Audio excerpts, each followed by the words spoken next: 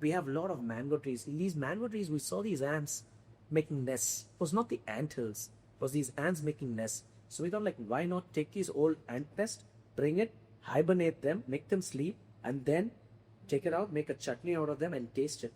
And when we did that first tasting, it felt like the ants from the mango trees had a little bit of an astringency, like mangoey kind of flavor. We had a citrus tree nest ants. We bought them. It had some citrus notes to it. This episode was honestly such a trip into taste, technique, and storytelling. Johnson is the mind behind Farmlore, and I can't stress enough the way food is designed here. It's art, it's science, it's full on emotions. We dive into layers of research, intention that goes into crafting each dish, how team brings locality, narrative, innovation together, and why food can be so much more than just food. There's even a story about ant. I'm sure you've seen it on Instagram as well. Uh, we also talk about the technologies they use, how they build new menus, what it means to design and not just meal but memories. So we shift gears from spatial design to food design. Stay with us till the end. There's a lot of flavor in this one in every sense. The first question which I wanted to ask and you just answered in the end, do you go home and cook as well? Okay. What's the secret? I started love to cook as I got into the industry more. And I think cooking for your loved ones gives you more satisfaction Okay. than anything else. So I think they are the best judges. Really? Yeah, they are the best judges. It's like they can tell you whatever they feel like. So over here, when someone's over here or someone is coming to eat at a big restaurant where you have already spent so much of money making a reservation, you're already on a high that you're going to come over here and have. So the bar is already set. Right. Yeah, and they are going to express satisfaction or excitement 100 times. Yeah, there's just this one point where they would say, what if the food is not great? It's like coming with that little bit of a negativity. Right. What if the food is not great? Right. But with a loved one, it's different. They can be what they want. They can just be point blank. And especially when you have teenage kids who want to put you down, yeah, who want to put you down. So they could be point blank. They could say like, there's no salt, no salt. There's no taste, no taste. Yeah. No cheese pull, no cheese pull. No juicy, no juicy. Okay. They can be point blank at you. So they do it? Do Yeah, you they like do it. present to them as well? Not present to them. At times I do that, but they know. Right. But they have dined here as well at Farmlore, but they know. Right. They know what it Do is. you also experiment at home? Not really. Okay, my son loves everything cheesy. Right. Yeah, like cheese, umami, and stuff like that. My daughter's a little bit of a picky eater at times, but at the same time, when you start giving her something tasty, there's no stopping. Right. She would say, get the other plate, get the next one, get the next one, and she would go on. My wife eats everything. Okay. Anything and everything. She's And she cooks. She cooks a little bit here and there. Right. She knows to make the rice. She knows to do the basic things here and there. My father, who's a cop, as soon as he retired, he wanted to cook. He always cooks. My mother has a very cool life, chilled up life. Yeah. She gets up, she gets coffee, she has breakfast planned up. My father, their lunch. So it's my father cooks in my home. Right. So I don't know what's the done in my home. It's the guys who end up in the kitchen. But it's good. It's good. I thought that happens more often than not. It's good. It's good. So yeah, to answer your question, my kids are the best critics, are the worst critics also, because at times, you really can't. There's so much things going into your mind when you try to plan a dish, and they could be just point blank at you, say, no, this is not great.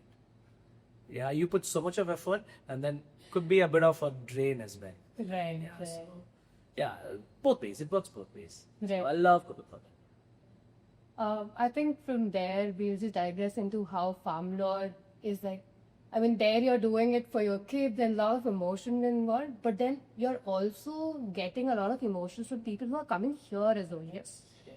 How was that happening? It's like a performance art. So for me, whoever asked me what happened in Farmlore, I was like, there was like a performance. If there was a theatrics from the moment you enter to the moment you sit, the way they present the food and whatever you guys were doing here as well, right? It's just you're immersed in the whole experience. Yeah. How did the whole idea come about? Like, how did you guys think that? Did you guys already have like each and every step planned that this is how it will be? To answer your question, I think it's the philosophy, it's the way how we want to do things rather than having SOPs. I am a sucker for not having SOPs. I hate the word standard operating procedures. I left a five-star hotel. I was a five-star hotel background chef, and I left that because you were asked to, put things or do things in a certain way, and it didn't resonate with me. I wanted to be that person who just breaks out and what is cooking, like let me ask that small little question. What is cooking? When your mom cooks, she just goes to a market. She spots vegetables which she wants to cook, and deep inside she knows, my daughter might like this, my son might like this, my mom might like this. So what are we going to do with this? And she already takes that, and then she brings it home, she cooks, and she awaits for you to be critic, for you to give that. I think that's the same kind of thing you want to bring over here as well. I know it's a cliche thing to say that bringing what you do at home to over here, and that's what every chef does. But over here, we just wanted that art of, creating something unique and presenting to the guest and waiting to see those small little twitches or reactions from here. And I think this space, you can see it. You can see every single small little twitch, small little facial expressions, discomfort too, and how to act on it. So that's one of the main reasons. So we want to see that it's an immediate gratification as well.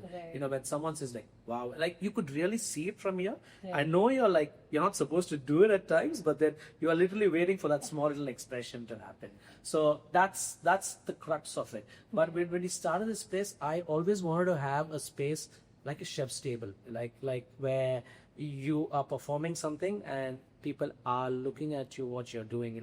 This is one of the most price tables, I would say. People did ask me, should we have to pay extra money for this? But we said, no, we don't want to do it like that.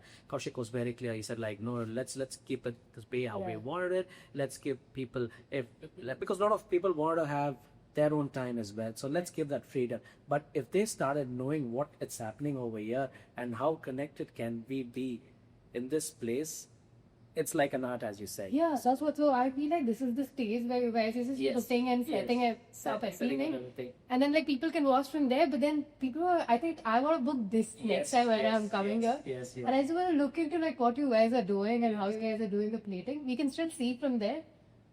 I was so curious, and I kept asking the chefs, is like, please tell me the story behind this. Like, how did this come about? Blah blah blah. And so interesting how you guys do the plating. Like one of the plates which I just cannot forget, and they put is like a frame itself. Yeah. And this has like a painting in between, the holy concept. Okay. Right? You came for the holy thing, yeah. Correct. And that just blew my mind. I was like, oh my god, there's so much to do in food. Yeah. And I think I've spoken about this one experience to everybody, saying that the frame came with the painting, and I never thought about food being like that, right? Presented to you. And then people talk about the ants, which you guys, the red ants. So tell me about it. Like, tell me about the red ant story, because I think a lot of people just look at that image and they're startled by it. Like, what's really happening? How are you guys getting ants into it? High protein food, but like, how did it click for you? I should be honest about this. Like I'm a guy who like to play it safe at most of the time. But when an idea comes in, and then I want that idea to be backed up with something which is substantial, something which is very committed or very rooted, and that idea can get into the menu. So getting ants into the menu was not my idea. Yeah, it was not my idea. While I was working at Nadari, there was a guy called Brandon. he first did a sorbet with ant, and he served it to me at Narodi. I didn't at that time. I did not have a space to execute it or put it on the menu. I did not have a space. I did not have a story. This was a restaurant in middle of KL downtown. Yeah, and I was not able to do it. But still, I appreciate the fact that he tried something like that and he put out there. So this time, when where it was presented to me, it was Maitri. She's not with us anymore. But when Maitri just said, "Chef, I want to do the ants here, Chef. What do you think?" I said, "Yeah, but you should convince me first before we do the ants." And I've done the ants past, but we should have a very, very strong story to do the ants. So she just got the ant, the ant per se into it. And then we were researching about the whole what's ants and where do we have ants. Then we stuck on to a few things. It's like a rabbit hole for us, when you try to get into an ingredient and you catch an ingredient and you try getting that on the website to try to understand where it goes, where you get. And we dumped on to few tribes in the Kodua region, Tada region, and places like that where people eat ant chutneys. And then we bumped on to Condé Nast as well. In one of theirs, they talked about in the Malnad region, they called it chigli chutney, which is ant chigli chutney. And then we bumped on to another YouTube video where this was in Jharkhand, by the way, Jharkhand. This Chhattisgarh. Yeah. This was Gordon Ramsay shown around, and they make the ant chutney there as well. So you have these 2, 3, 4 things which are all working. These are all concrete substances which are there, and we felt like, okay, now we know that we want to do the ants, but we should be very sure we are in a fine dining space. We should get our ants from a very good source. Yes. So then we thought, like, we have a lot of mango trees. In these mango trees, we saw these ants making nests. It was not the ant hills, it was these ants making nests. So we thought, like, why not take these old ant nests, bring it, hibernate them, make them sleep, and then take it out, make a chutney out of them and taste it. And when we did that first tasting, it felt like the ants from the mango trees had a little bit of an astringency, like mango-y kind of flavor. We had a citrus tree nest ants. We bought them, it had some citrus notes to it. So we thought, like, okay, this is nice. So let's build it on from there. But then this is India, people would be, they would be taken back and they said, I don't want to eat this, I don't want to eat that. Right. So we should start small. So let's do ant bite first. Let's do a small ant bite first. And we did ant bite. That's how ant bite came into the picture itself. I don't know, even now Avinash is pushing me, Chef, let's take the ants into a bigger dish. I say, let's wait for the whole of India to accept it and then take it slowly. He's trying to push me now to say, let's push our ants, Chef. Let's push our ants. I said, I'm not ready yet to push our ants more. Yes, people are loving it, but I think let's keep it there. Let's keep it there at the moment. Let's just not. I like how you guys did like this whole research of like from the mango tree, how the flavors different to the to any other plant that the ant has grown. What kind of R&D actually goes behind like all the processes? How much time, how much effort is going behind, like, say, one plate which you guys are putting in front of the guests? It's a very good question. There are a lot of restaurants who take days and days of R&D, maybe years, maybe months, and stuff like that. But for us, well, we want a place to break the monotone of it. Like, we want a space where we can express things. So when we used to do menus, when we started doing different menus, we used to change our menus almost every week. Every week it was more like the very intuitive. At the same time, we want to just keep on trying new things. Yeah, there would be one dish which would develop and become a great dish after 6 or 7 iterations. Yeah, but on the first iteration itself, it is served to the guest because on the first iteration itself, it is served to the guest.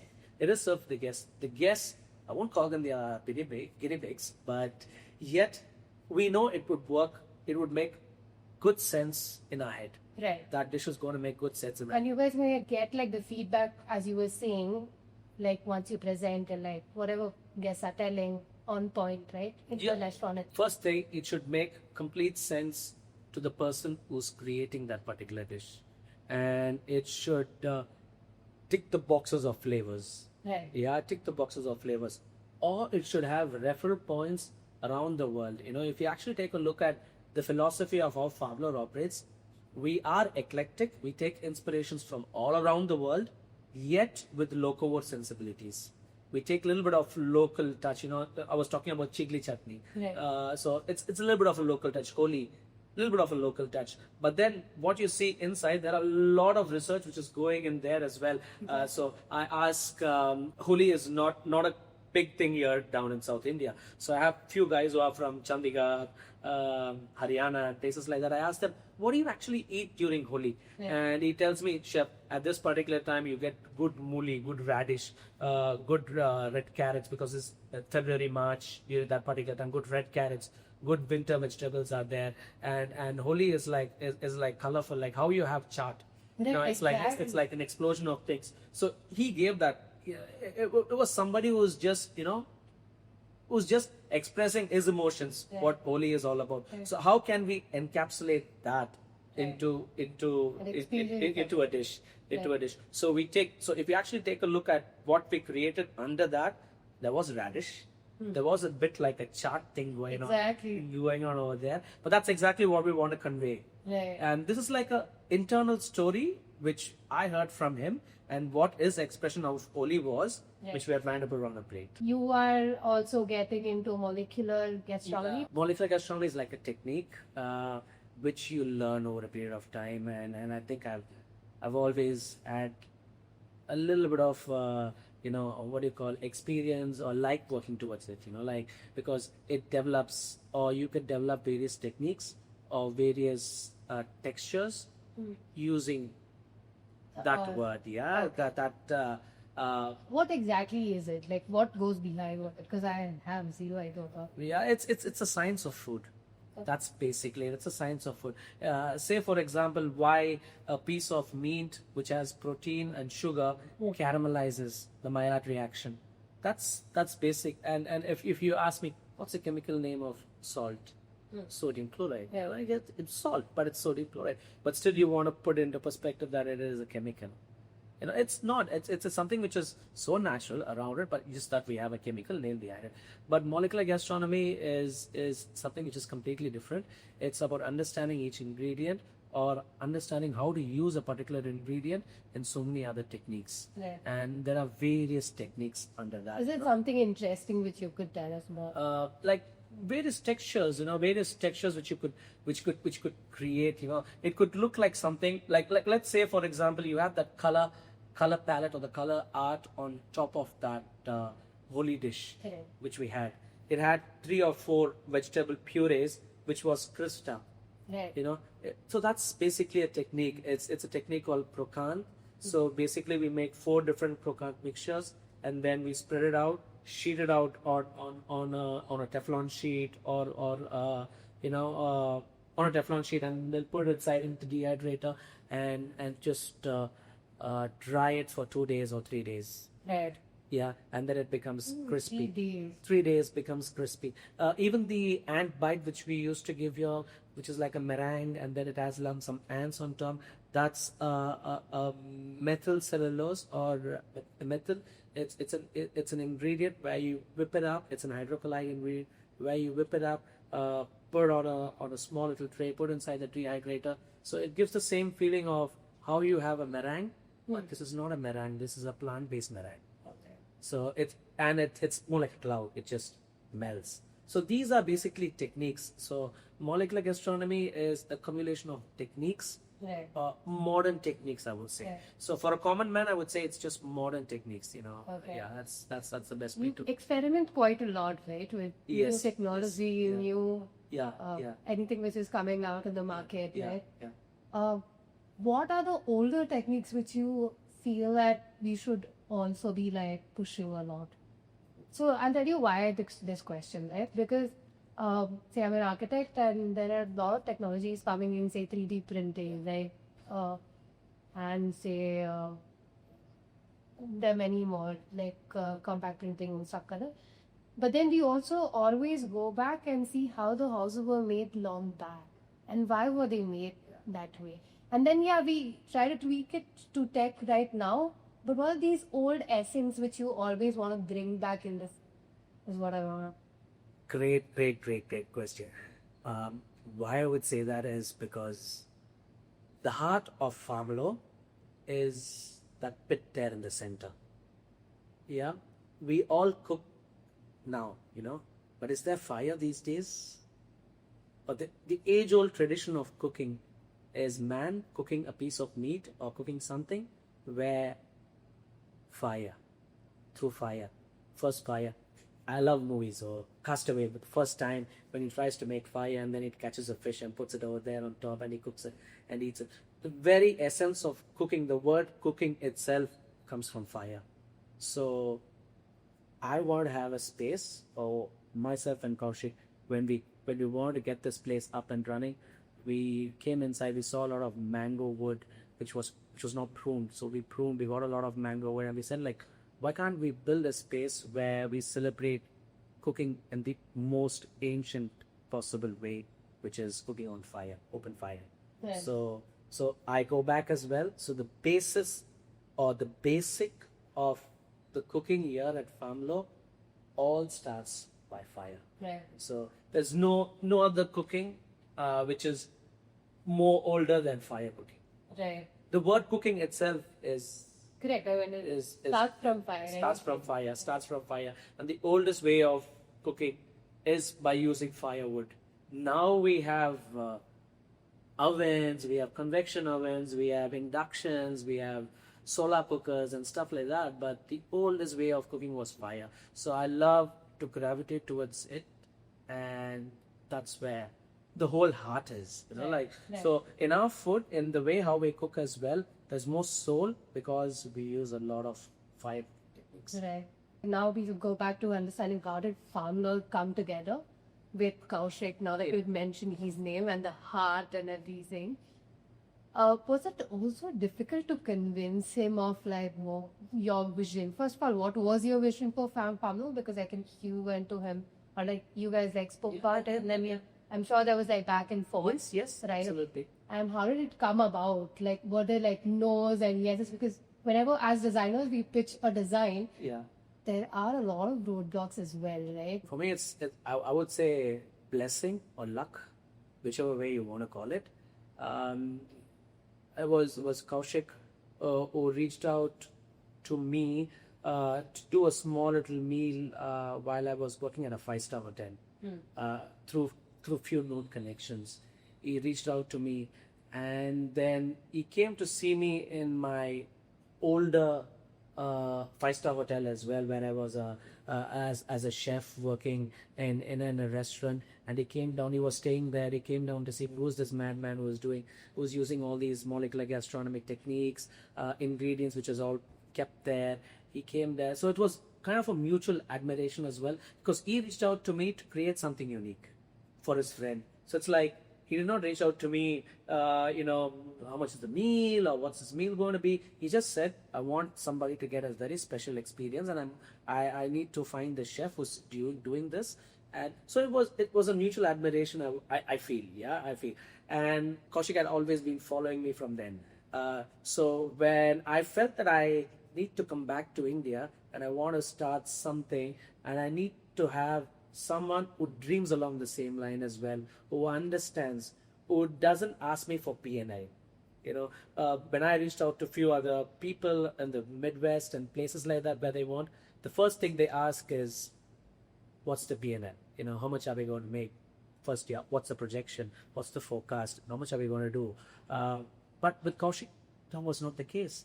He was solely said, let's build it together. And he was already doing a lot of things over here as well. He was connecting with few other chefs because he has a 5-star hotel over here, which is the Atria, Radisson Blue Atria. And he was doing a lot of things with them by, curating experiences with few other chefs. And he was already on that path. So it was a nice little match for us, I found somebody, at the same time I think he also found somebody in me. And it was a mutual admiration. And I reached out to him through a series of chats, in WhatsApp and Orkut and stuff like that, because it was at that point of time. And I said this is the idea. I sent a small little pitch deck to him, which was like 10, because I was researching about what's the span of the slide. It can't be more than 12 slides. So I created a small little slide. I sent it to him, and he sent me his first menu, which he created using some other chefs, where it shows that this man has passion. He was not asking me about P&L and stuff like that. This man has passion. I was very genuine towards it. And that gravitated me towards it. Yeah, it resonated with me as well. And I reached out to him in October. We set up an appointment. But before that itself, I said, I'm going to quit. This is the person who I want to, jump and have a leap of faith. So he came to KL at that time in December 2018. He dined at Narodi. But before he dined at Narodi, I had already made up my mind and I already put my papers. Nice. So he dined there just to see what I was doing, just to get his head into, okay, this is what I need to give him. So he was already on that page. And then I did series of visits from Chennai to Bangalore. He took me around Bangalore, and seeing Bangalore at that time was like, I said, like, Bangalore's got this, Bangalore's got people here. Bangalore's got people who are, ready to experiment. This was not like Chennai. I'm from Chennai. Chennai is pretty much conservative, but Bangalore is open and people are partying. People love to do this. People love to do that. They are ready to experiment. They are ready to do things which are, which is just there just for once. Right. Like I was seeing all that. I was seeing all that, and I was saying, okay, this is the city. I should come in. And at that particular time, you get into YouTube, or you see few people, and you see few videos of how Bangalore food scene is evolving. I bumped onto one who's later on became a guest over here as well. His name was Abhishek, and he took me around. He took another foreigner around few local places like Vidyarthi Bhavan, CTR and all that. He was explaining about the food over there, and I was seeing this, an Indian guy taking a foreigner around and expressing his joy to share it with him. And I do see that in every other city as well. But in Bangalore, it was a bit. So that made the choice of me coming to Bangalore. Nice. So how did you guys start the journey? Like, okay, now you've spoken about things. The pitch deck is done. It's most like a business proposal is done. You already got the business. Both of you are ready.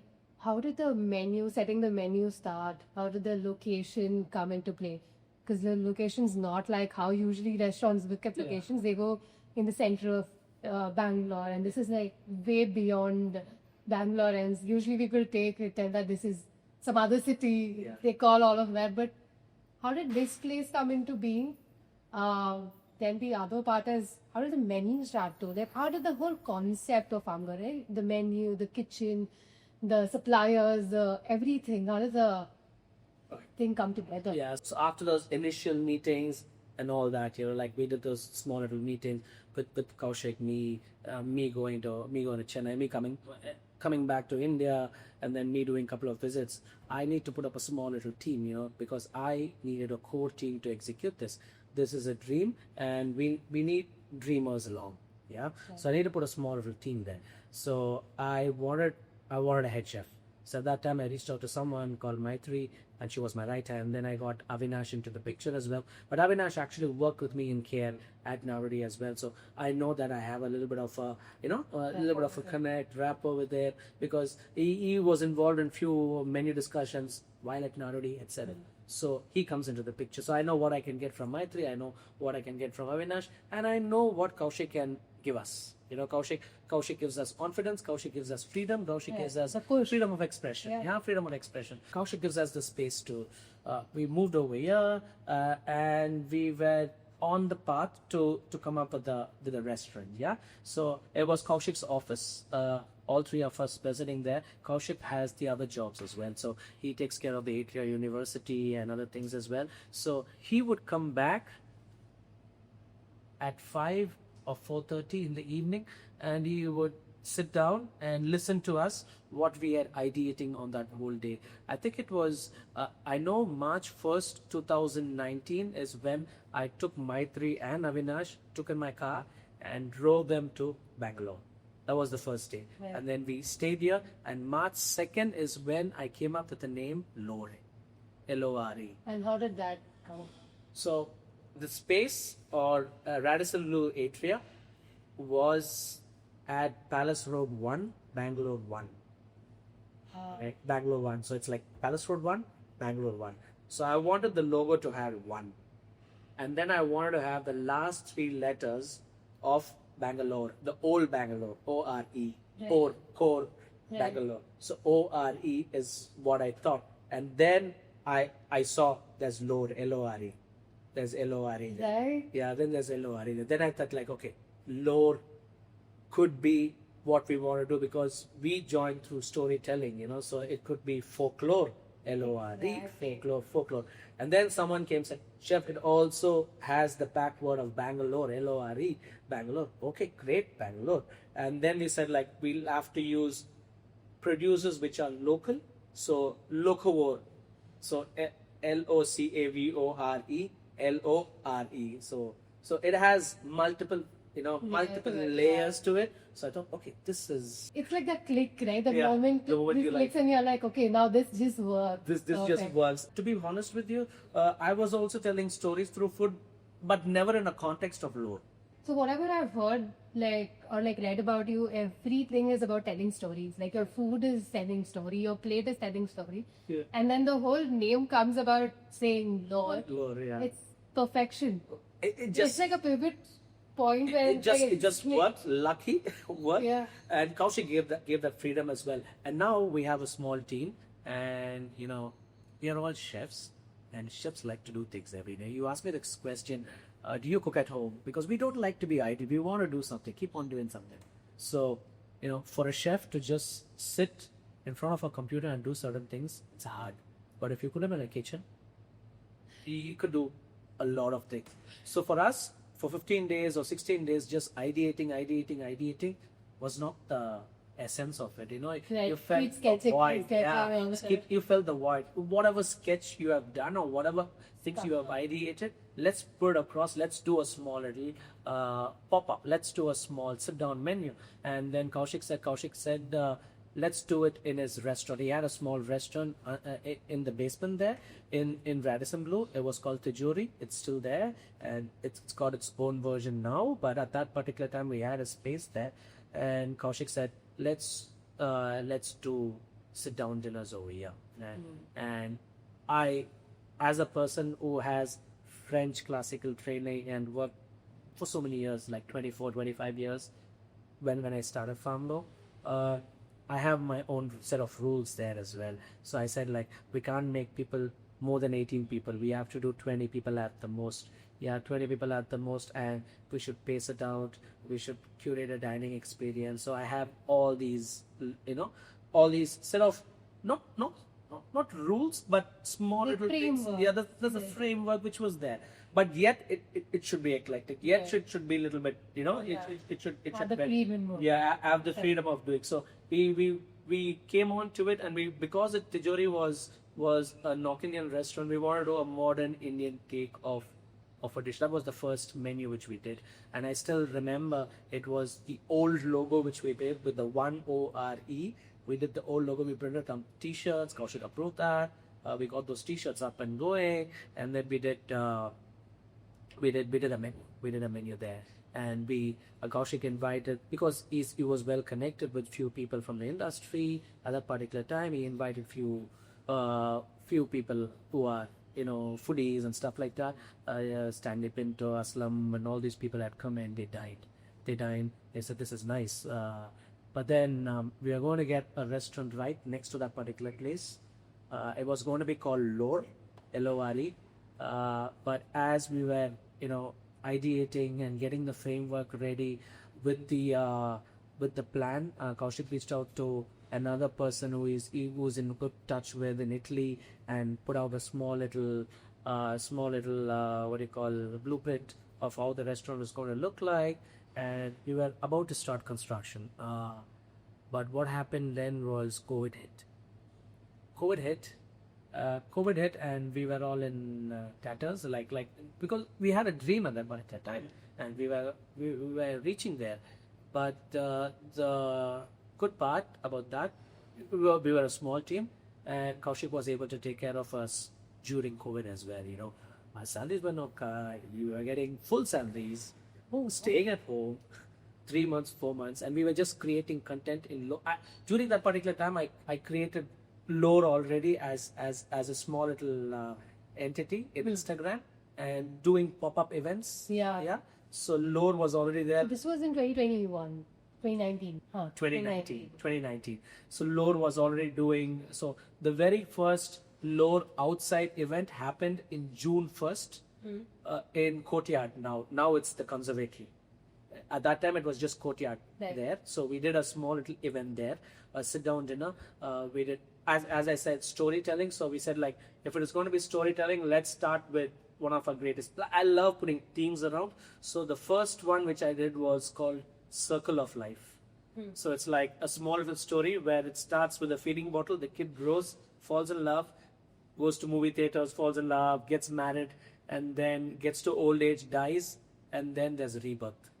So it's like 7 courses where this whole story tells. Everybody has this story. Right. So we want to do this Circle of Life, and I'm a little bit of a nerd at times. I like to go understand my whole thing. So Canva was there for me as well, or just fidget around, try to find the way how to create a logo, or how to do a few things which you want to express. So put Circle of Life into perspective, and then had we did Circle of Life. That was the first pop-up which we did, and then storytelling started happening. But then as storytelling started happening, the COVID came in, and it was Kaushik's idea. He said, Johnson, I know that we want to do something in the city, but why not think of something which is much more smaller in the farm which I showed you? That's what Kaushik said. And Kaushik, once again, but he had showed me this farm when I made my initial visits already. Okay. But it was, again, it was like, thing coming together. And Kaushik, let's do it in the farm itself. So let's build a small little restaurant. Let's not think too much. And then as we walked in, I told Kaushik, let's cook only in mango wood. There's so much of mango wood. Let's put this local thing into perspective. Let's put a character towards. Let's cook only on wood. And then over the course of the time, I said, like, because he has Atria power and stuff like that, I said, Kaushik, why not help us getting solar panels? And he said, let me think. And then he got the solar panels. So Kaushik was very accommodating, and he would come back from his work. He would listen to what story we created, and he would not say no to it. If there is something which he seems it could work much more better, he would put that idea, but yet it would be thrown to me. If I want to take it, I could take it. If I don't want to take it, I could. Right. And it's so important for creatives to have that kind of freedom. Yes, It's like yes, in yes. any context, in any field, right? The moment you stop one idea, the next one is so difficult for me to put out there and talk about. It's like now that whole emotional connect is gone, right? I don't know how to uplift you anymore. So important. Yes. That's the crux of it for me. It's the confidence which he had, and it's that way he could understand things. And it's like a 2 and 4 thing for us as well. He would put in an idea. If that idea really works, with putting that chef ego out of the way, I should accept that idea and take it forward. And it's the same thing for him as well.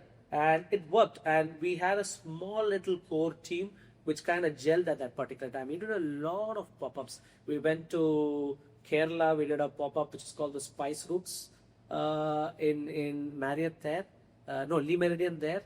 With Gastronomy is one of the organizations which we tied up with. We did an event which was a sold out event, in the mornings, me, Kaushik, Maitri and Avinash, all 4 of us would go to some toddy shop, be having toddy, and then come back for, not fully drunk, toddy would have been gone at that particular time, but yeah, come back and do dinners, 40 covers on the first day, 40 covers on the second day, just 4 people. And Kaushik used to handle the front of the house as well, and he doesn't act like a person who's just the owner, just the owner, or just the founder. You would take plates out, and so was everybody in the team as well. myself, Maitri, Avinash, we all were one team. And yeah, we were doing things like that. We went to Goa and we did the story of Goa there. We went on to how Saraswat Brahmins came into Goa and how Portuguese influences came into Goa and how Goa is now with Russians, things like that. We did a whole little story. We did that and sold in Goa. We did a lot of things. We went to Hyderabad. We did a theme called Omnisense, where it was different senses. The space is going to be called Omnisense there.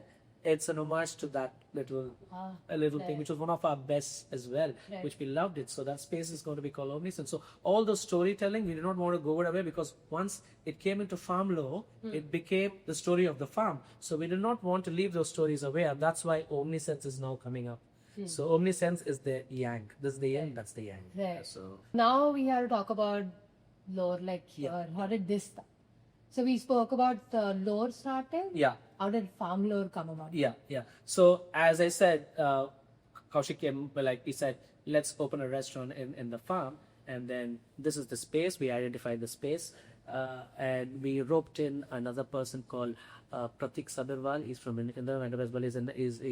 He is the interior person as well. It was Kaushik's sister's classmate, friends, common friends. Guy from India who runs Creatonomy is the company's name. So we brought him inside as well. And it was Kaushik's friend. And then he gave the small little framework of how this restaurant is going to look. He helped us build the pit there as well. We reached out to a few other people to get the oven running. So we got the oven there. But initially it was just this restaurant and that space. Right. Not the R&D space or not the Explore, which you see. Right. It was just these two spaces. And I had a very small little team. And we were very clear that we don't want to give out too much. At the same time, hold that mystery and curate experiences. Right. From day one, because we did a lot of pop-ups, people understood that when we opened this restaurant and we called it Farmlore, people knew it's the same guys of Lore are opening Farmlore. And from day one, thanks to Bangalore and Bangalore market, we were always being filled. This is so contradictory to, I was just having this conversation with another person who was telling Bangalore's not ready for fine dining. And you're saying no, Bangalore is ready. If Bangalore's not ready for fine dining, I don't know which city in India would be. Right? Yeah, Bangalore is the place. Bangalore is the place. I'll be very honest with you. I was very apprehensive before coming to Bangalore, or before, when we started Farmlore in that perspective. I was thinking, okay, maybe we are going to have 10 people, 20 people. Slowly we might get to that particular point where we are 100% occupied all through the days. Yeah, I thought it would be a step-by-step process. It was not. From the day one when we opened Farmlore, we did not have a day when we said that we are opening Farmlore. We just opened it. We built everything on the inside. Create a website. We built everything. Everything is self-sustaining. We just built it by ourselves during COVID. Self-taught, understood what we want to do, and got razor pay inside, monetized it. How to make reservations, put razor pay at the back, and so we learned everything during COVID. We were working on it, and we got the Farmlore into the picture, and we wanted to have a restaurant where it's all prepaid before coming to dine over. Correct. Yeah, and I don't think anyone else at that particular point did that. Yeah, I did that. The first pop-up which we did outside was somewhere around 2.5 grand or something like that. But right now, everybody is on the same price of what we do. So we kind of, I won't say that we kind of built the market, but I kind of did. Yeah, I kind of did. Yeah, you're being modest. I kind of did. I would say, and then just and then saw the acceptance. There's a void in Bangalore. People, when Kaushik and Swati met me at Narodi, that's what they said. We want a space, we want a space where people come to have, birthdays, anniversaries, to make it a point that they come there every year. Right. So now I have few guests who come here for his birthday, his mom's birthday, his wedding anniversary, his wife's birthday. And he's waiting for his kid to get to 12 years old so that he can bring his kid. Wow. So I mean, I had come here for my friend's birthday. Yeah. So that's it's like that one special experience which you want to have. Yeah. So on a special day, there's no other choice. So I don't think, to answer your question, Bangalore is ready. Bangalore is great. And has been ready. Has been ready for a long time. I think we've been waiting for experiences like this. Bangalore's been ready for a long time. I think when you talk about beer breweries, the amount of breweries which built up here, and people who drink beers, they also want to have that one particular day where they want to celebrate as well. They can't just go partying every day just to have beers. They want one special day where they can come here, sit. So Bangalore was ready long before, as you said, and it's the best place. I don't think any other city would have got this acceptance or are in that we tell our guests, come with an open mind. And I think no other city can come with an open mind more than Bangalore. Right. Yes. Now coming back to the same question again, the question I asked you before, how did the menu now come about? Right? Because I'm sure, like the way I think we were discussing this before, so much experimentation went behind that, or so many iterations you ran. Yeah. So the menus, right? As I told you when we started Farmlore, every week there's a menu. Every week there's a new menu, and as I said, as I told that key little line which we have, or the philosophy line, or a culinary philosophy which we have at Farmlore, it's eclectic. It's like deriving inspiration from all around, yet having that soul which is very local. So that's the bridge which we want to build up, and we build dishes around that. Yeah. So there would be menus with Maitri and Avinash, with those two guys with me for almost 2.5 years before I got this restaurant. They were already super oiled, and they were able to throw ideas back to me as well. But being the nerd I am, or being the chef with 25 years of experience and the chef ego and all that kicks in, if something doesn't work in my mind, it doesn't work. I would bluntly tell them on their face, no, this is amateuristic. It's not going to work. Put out there. Let's not do it. If something makes it interesting and says, the other person comes up to me and says, chef, this would work, give me a chance, I would say, make one for me. Make one for me. First make one for me. Let me see how it works. And then we could go into from there. Right. So then you would experiment and put this out on the menu, but then again come back and experiment and change, and again. The week starts for us on Wednesday.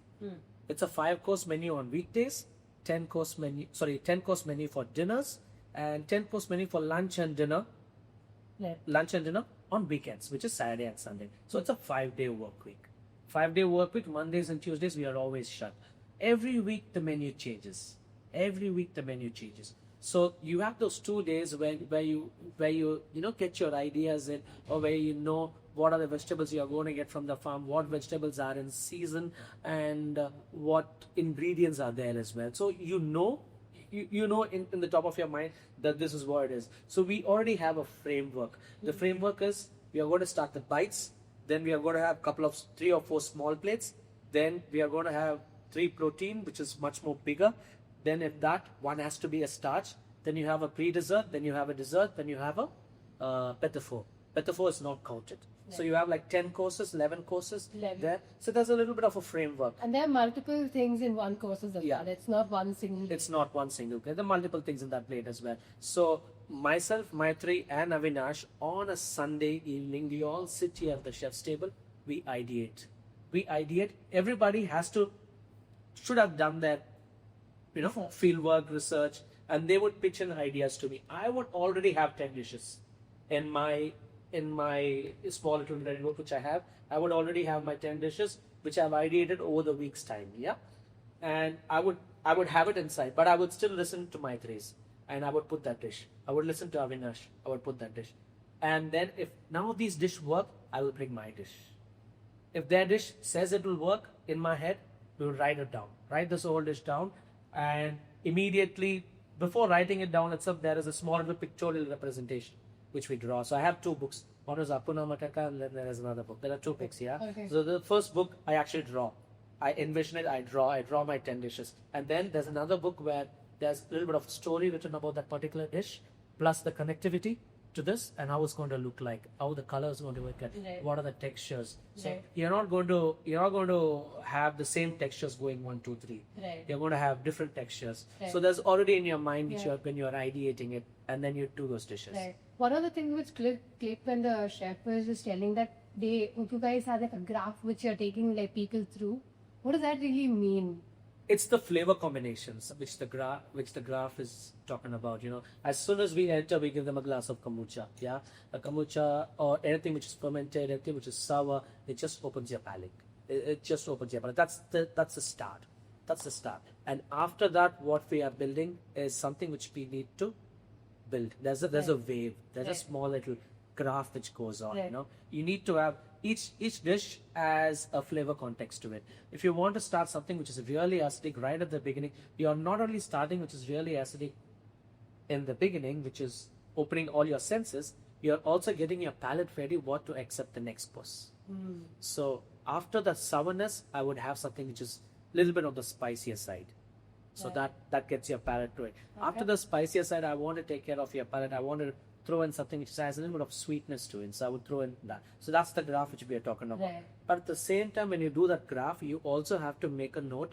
The graph is not only about the flavors, it's also about the textures. You can't give something which is crispy. You can't give something which is like foamy. Right. Soft. You have to just break it down. Right. You have to give something which is crunchy. The next one is going to be soft. The next one is going to be something out of even the servewares, what we do. Correct. So there's a lot of thing which is going. The cutlery which is going, yeah. We don't want to repeat the same cutleries also. Right. That's also there. Right. If you want to give this particular server, we don't want to repeat that server as well. Right. You remember the reason when we gave that little server which has that framework and there's a small little art there. The reason anything which makes an art sense only will go in that particular plate. Right. It has to make complete sense why it should stay on that particular plate. You just can't put, on any plate, you just can't put anything. Right. So they should ask that questions deep inside before they throw out that idea to me. Right. And they should ask 5 or 6 different iterations of that question before they throw that idea to me. And then we do that dish. Yeah. On Wednesday, we are trying it for the very first time. Yeah. We know it works in our head. We know how the flavor profiles work because of flavor matrix, flavor bible, all that experience which we have. We know how it's going to work, and we are putting it out there. Yeah. That's the day of baptism or whatever, christening or whatever, yeah? So you're putting it out there and you're waiting for that twitch. You're waiting for that moment, how it's going to work, yeah? You see few twitches, you see few things, let's give people one more service. So you give one more service on the same way. And once the second service, what are the cues. It's not only me, it's also my other guys who are looking for those cues as well. And there's a small little book or a small little pad which we write that, this I don't see this is happening. I don't see this is working. You feel a little bit of, you see the excitement there. And then we try to see how we can rework that in the next day, which is Thursday evening to Friday. By Friday, it is set. Friday, it is completely set. Saturday, Sunday, 2 services it goes. And then again, Monday, it's a new menu. Wow. So it's like we used to do 80 menus every week. Madness. Like 80 menus, like 80 weeks we used to do. Different menus, 80 different menus we used to do. And during that course of the time, we have these few days which comes in, right? Like you have Holi, you have World Biodiversity Day, Water Day, Maritime Day, and things like that. We thought how we can tell these stories. There was one particular day where it was Breast Cancer Awareness Day. There was one organization which reached out to us and said, can you create something for breast cancer awareness? We created a dish on that tray, which have that breast cancer logo, and we gave a small little story card on the side with a QR code which can take them for help as well. So those are the dishes which we are creating. So the days are already there, and we know, okay, what's this week? This week, what do we have? We have maybe IPL is coming. This one. So how can we recreate that, and how can we make people connect to that? So that's where the storytelling comes into the picture. And we used to do almost for 80 weeks. We used to change our menus every week, and they used to have. But what happens now is the team or the guys get more confidence of doing different techniques or adapting to change very easily. Change is a constant thing. Yeah, correct. Experimenting. Change is a constant thing now, but with the parameters as well, where we don't go, where we don't. So that's how it started for 80. Now, because I have a bigger team, once I have a bigger team, Now 16, and 16 is going to become to 23, 24 very soon. But because of the bigger space which I'm getting in. Yeah. But even when I got 16 people, when I was 6 people, those 6 people needed only 6 days to master all this. When I have 16 people here, for everybody to get to know what we were doing, I felt like we need more time. Yeah. So that's why the menu now changes every month. Right. So now the menu changes every month, but still we have not lost that ideation or experimentation. The 5-course menu still changes every week. Yeah. Still changes every week. Yeah. Still there are new dishes tried in those 5. There's no So I think pressure. we should come separately for the 10-course meal and Yes. the 5-course meal. Yes, right? yes. And people do that as well. People do that as well. And they would know, which dish actually carried forward from the 5-course meal. Because in a 5-course meal, there are 20 dishes. Yeah. 20 dishes in a month. Yeah. In those 20 dishes in a month, which we have created, tends to come back to the 10-course meal some point of time. Some point of time in the future. Because it has been tried, tested, with the guests, with their expressions, tried, tested, and that's what is going with the 10-course meal. Right. So the 10-course meal now is the start, which is going to stay for one month. whole month. Yeah, one whole month. So Yeah. that's the way. But still, the omniscience is coming in because we have a lot of these beautiful days which are coming in, Oscar movies, the Valentine's Day, and so we have these stories to tell where these stories can be much more longer, much more brighter, and that's why the yang. I love that space. I love the space. I like the water body. I like the sound of that. Yeah. I think all the senses are going to be active in that room for sure. Like I'm sure it is bar as well, but that's even more elevated in a way. So that's why we want to have the yin and the yang. So that's space. So to answer your question, the menu that's how it gets developed every month. Yeah, Right. every month it gets developed. And right now, because we had a break, so it's a little bit different kind of a space. It's a 5-day work week, and my guys work 10 hours every day for 5 days, 50 hours at the most. Yeah. And then 2 days off. We shouldn't be thinking about food, anything. If you have what you call the urge to watch somebody feed Phil or some good Netflix series which you want to watch, go ahead watch. If you want to read, go ahead. But there's no compulsion that you have to do this. Just be who you are, do whatever you want to do, and then come back the next 2 days and then just get into the flow. Right. If somebody says they are brain dead, I don't want them here. I don't want them here. There's nothing called brain dead. There's nothing called brain dead. It's just the way how we see. There's so many things in this world to get inspired and to be. The creative block you're saying does not exist. That does not exist here. If someone says this, I think you have to find another space. That's what I tell my guys as well. You have to find another space. There's nothing called creative blocks. It's just a word. I don't know. I have to mention Gen Zs or. It's just a word which came in. I never heard the word stress. Right. Like stress. Yeah, I was like, what is stress? But what is stress? I never heard that word stress. Right. I used to start working at 7:30 in the morning and go at 12 o'clock in the night. Hop onto a lorry, travel 5 kilometers, get down, put a lot of stones in your pockets to ward away the street dogs, and go home to sleep for 3 hours, 4 hours, and then come back. But I never knew there's a word called stress exists at that time. The way you're just explaining what's happening here is just so much fun, no? It's like so many people coming together to create something so much bigger than themselves. Yes. Right? And it's just beautiful. It's like creating an art, but also it's like a business, but art, but also like that's how what design is, right? Like Yeah. there's so many layers to it, and then you come together to make something so much bigger than yourself. And then also because you have so many people, creative block is not something which will happen because if today I'm feeling a bit low, I'm sure there's somebody else who can put me up and say, okay, but this idea, this clicks, and then we can go forward with this. It's the more the merrier. Exactly. Like and you guys started from 3 and now you're going 24. The family is growing. The family is good. A lot of guests who have come here, dined here, I sent CV and said, I want to work in your kitchen. And there are 3 of such people who are part of my team now. Right. They came here, sat here at the chef's table. The next day, the person who sat here knew how he needs to send me a CV. He made a CV which was all drawings. Wow. He sent me a CV. I have a stack of CVs which comes in, right? You don't go through all this. Oh, let's talk about this. It was so important. Like, when creator feels that your CV stands out or like your portfolio stands out, because everyone's doing the same thing. Right? All of us are putting a project. Nothing different. Nothing different. How you want to tell your story is so important, and this is why I talk about design generally, because I can understand what you're saying, because again, design, right? Any of these fields applies the same thing. The way you present your story is so important. It could just be like, say, sketches. It could just be the color palette, the way the graphics you've used. It's just, wow, the moment I've given you my CV, this is me to you.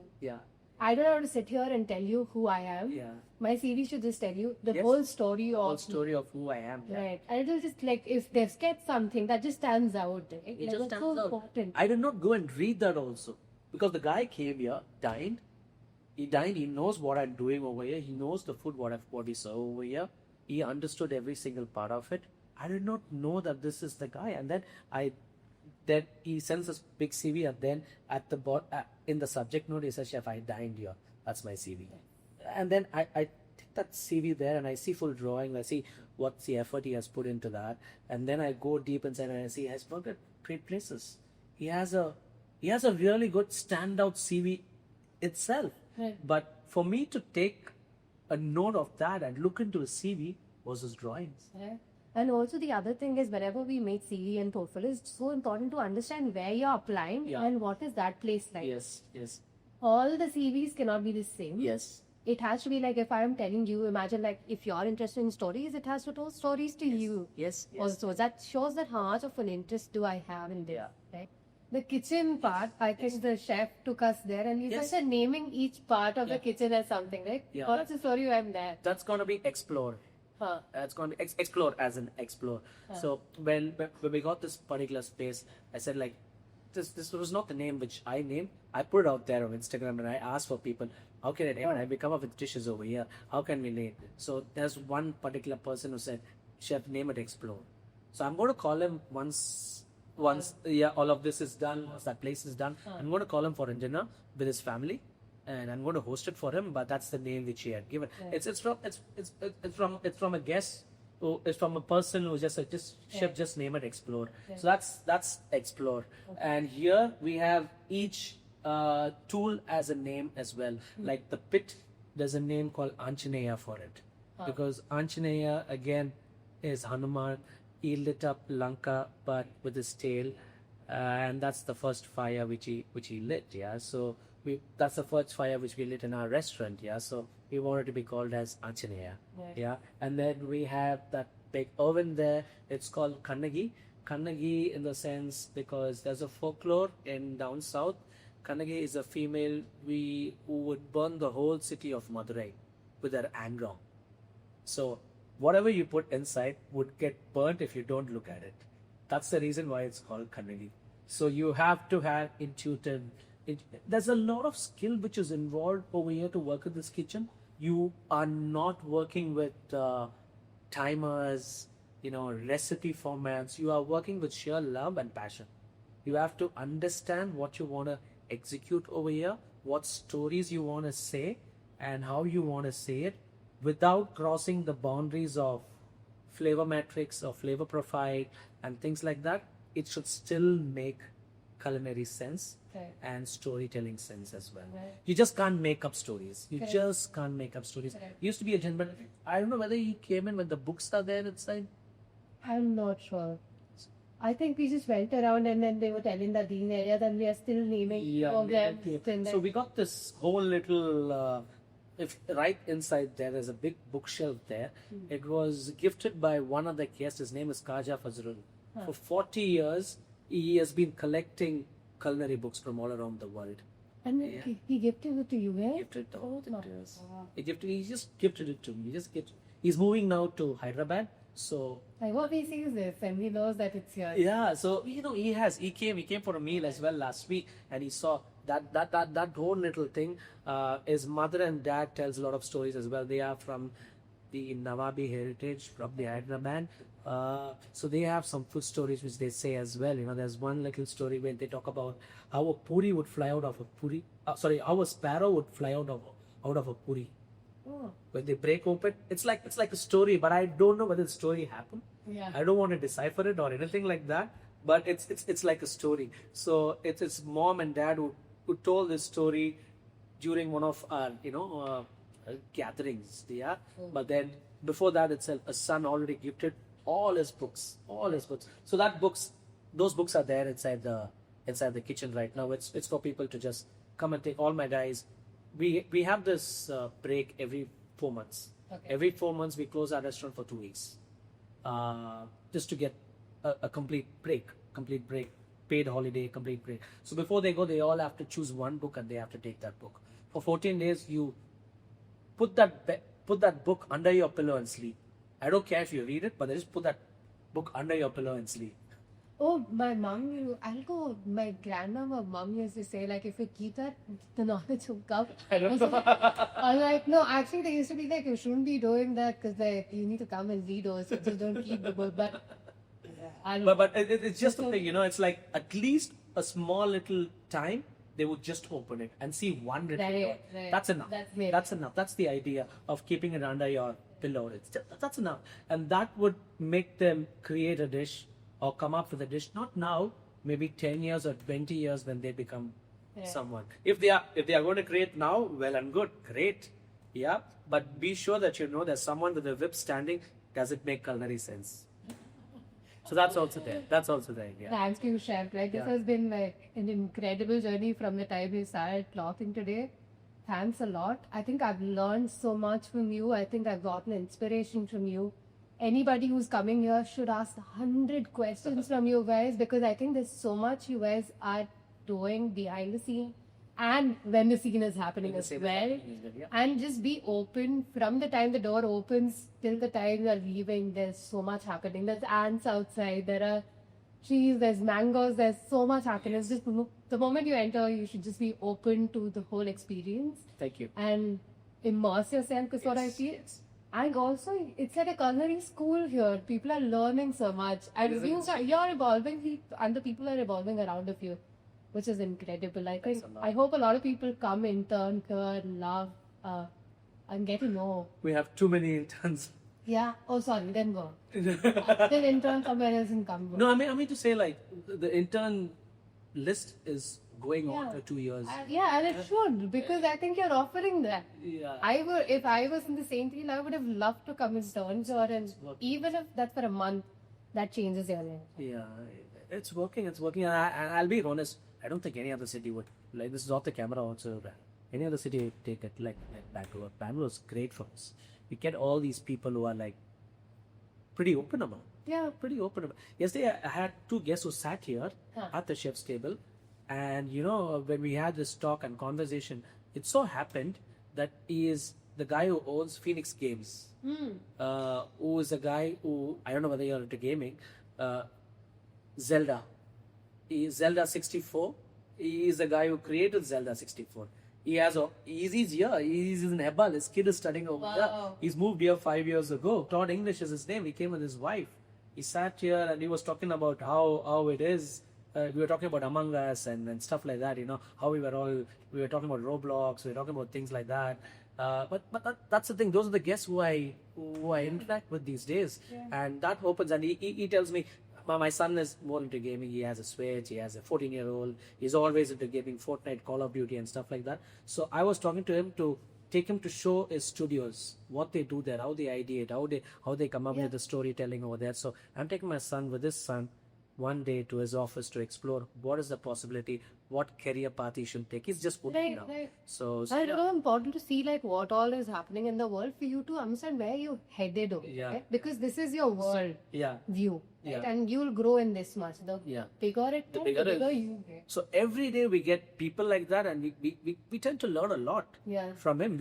I just learned that he's the guy who created Zelda 64 in 1998. Wow. Yeah, and his wife who was sitting there, she loves playing Prince of Persia, and I was like thinking like, Prince of Persia, I was thinking like how to bring in Prince of Persia. Like, so that person just put an idea into my head how to bring in Prince of Persia. Okay. You get like a course, no. like a course. Yeah. Like, so inspirations are not Yeah, I don't think you can have a blog. Yeah, that's exactly. Because everything is the story, Yeah, everything is a story mode. So it's like story mode and then we could go. Yeah, so that's the idea. I think I want to be here every other week because I live right here and you guys should give me the freedom to come here and explore. Of course, anytime. So I'm just going to stand here and be like, what are you guys doing? No, anytime. We could sit, have a meal also. No, one day you'll be like, Party, enough. Every day you're coming, this is getting annoying now. No, this is fun. This is fun. I really loved the questions. Yeah, you did? Really love the not many podcasts can be so very, Connected? No?